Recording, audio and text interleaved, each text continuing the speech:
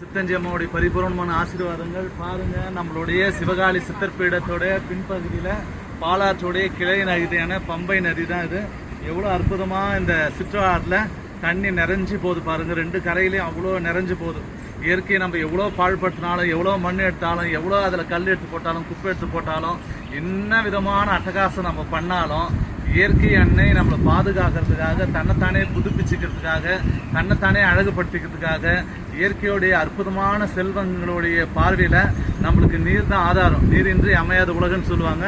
பாருங்க எவ்வளோ அற்புதமான நதி.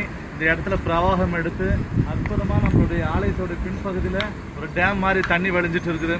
முடிஞ்ச அளவுக்கு இயற்கையை நேசிங்க, இயற்கையை பாழ்படுத்தாதீங்க, இயற்கையை அசுத்தப்படுத்தாதீங்க.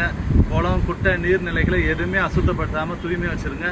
அதுதான் அம்மா உங்களை கேட்டுக்கிறதுல ரொம்ப ரொம்ப ரொம்ப முக்கியமான விஷயம். அம்மாவுடைய ஆசீர்வாதம் எப்பவுமே இருக்கும். நல்லா இருக்கும்.